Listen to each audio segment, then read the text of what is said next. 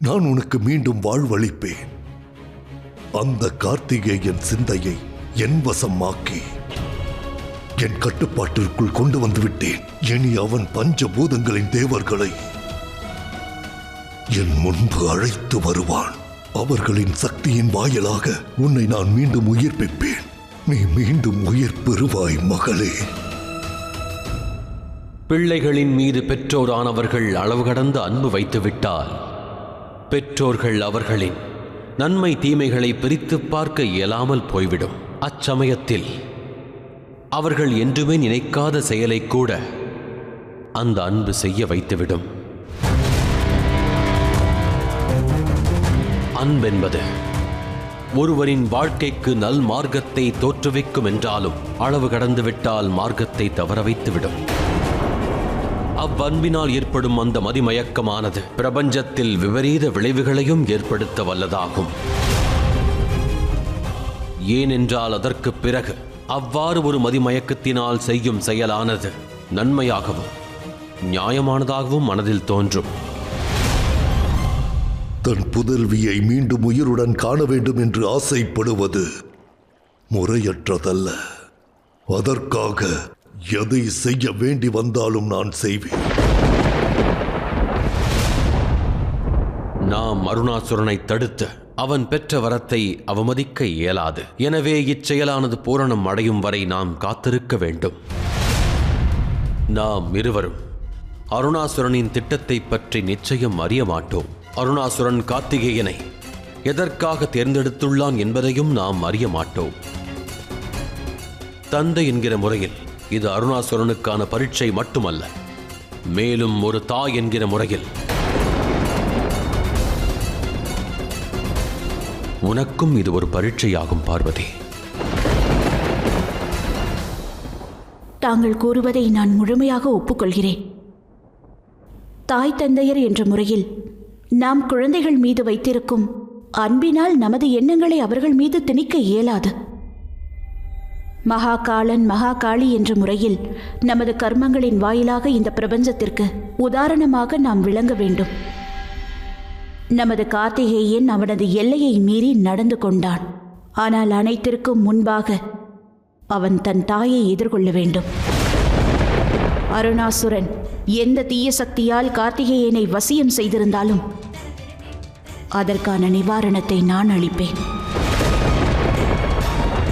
அந்த அருணாசுரன் இயற்கையின் விதியை மீறுவதை நான் தடுக்க வேண்டி வந்தால், அந்த இயற்கையின் மூலமாகவே அவனை தூய்மையாக்க வேண்டியிருந்தால் அது இந்த பிரபஞ்சத்திற்கே ஆபத்தாக முடியலாம்.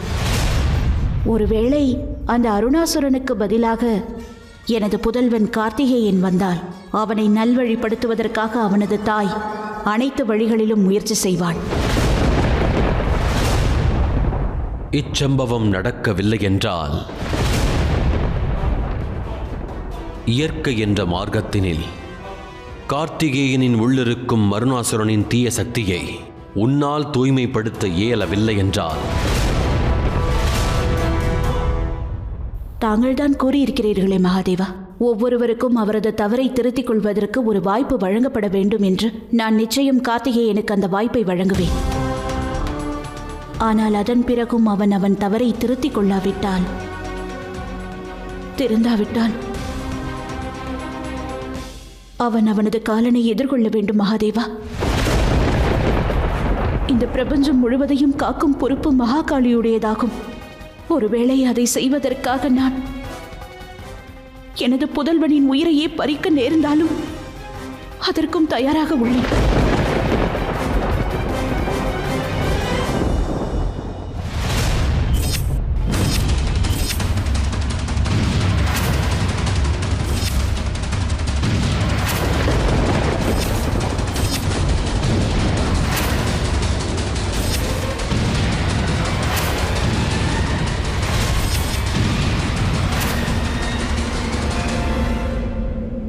ஆச்சரியம்!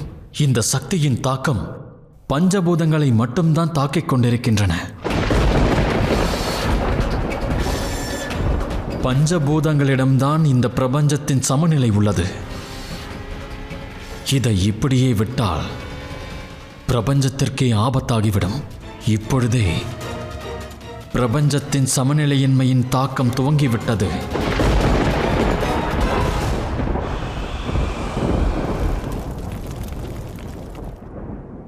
இப்பிரச்சனையின் பின்னால் இருப்பவனை நான் உடனடியாக கண்டறிய வேண்டும். இல்லை என்றால் இப்பிரபஞ்சத்தின் சமநிலைமையற்ற தன்மையினால் அசம்பாவிதம் நிகழ்ந்துவிடும்.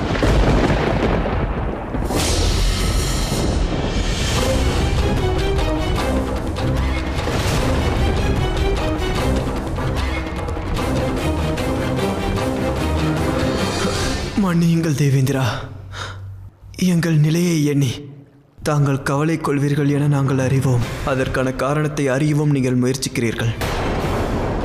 ஆனால் எங்களை கேட்டால், இந்த பிரச்சனையின் தீவிரத்தை பார்த்தால், இதிலிருந்து நம்மை காக்க பார்வதி தாயார் மற்றும் மகாதேவரால் மட்டுமே எங்களை குணப்படுத்த முடியும் என்று நாங்கள் நினைக்கிறோம். சரியாக சொன்னீர்கள் அக்னிதேவா.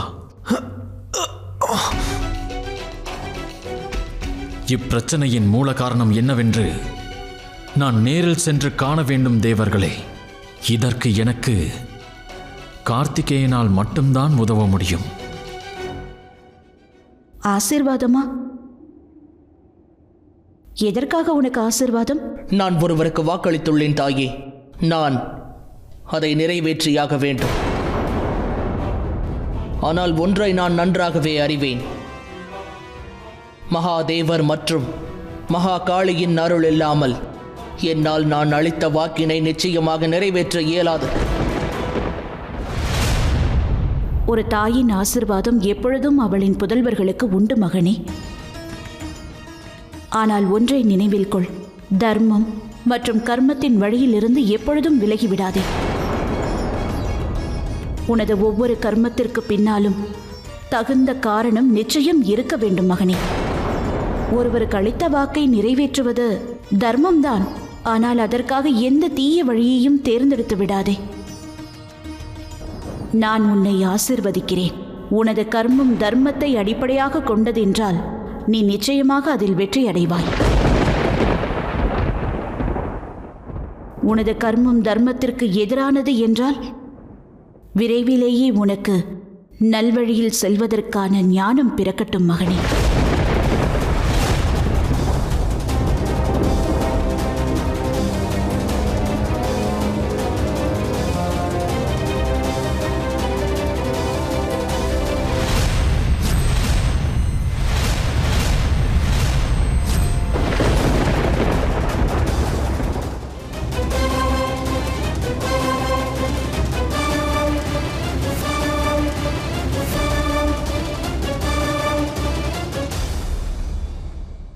தந்தையே, தாங்கள் என்னை ஆசிர்வதிக்க மாட்டீர்களா?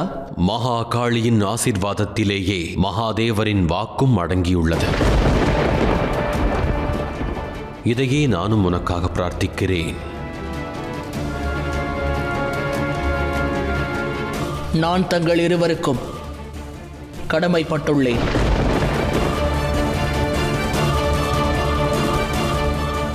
நெல் கார்த்திகேயா, உனது இந்த பயணத்திற்கு முன்பு நான் கூறுவதை கேட்டுவிட்டு செல். குழந்தைகளின் நல்ல கர்மங்களின் பலன் பெற்றவர்களுக்கும் கிடைக்கிறது மகனே. பிரபஞ்சத்தில் கர்மத்தின் சமநிலையை காப்பதற்காக குழந்தைகளின் தீய கர்மங்களின் பலன் கூட பெற்றோர்களுக்கே கிடைக்கிறது. நீ நிச்சயமாக அதுபோன்ற ஒரு செயலை செய்ய மாட்டாய் என்று நம்புகிறேன். நீ உனது தாயாரை எப்பொழுதும் ஏமாற்ற மாட்டாய் என்று நம்புகிறேன்.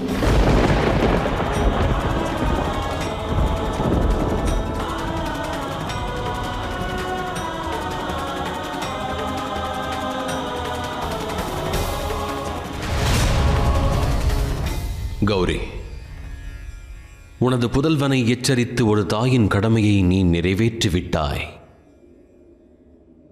இனி கார்த்திகேயன் ஆற்றும் செயலே அதை முடிவு செய்யும். அவனுக்கு அவனது தாயின் அருள் கிடைக்குமா, இல்லையென்றால் மகாகாளியின் தண்டனை கிட்டுமா?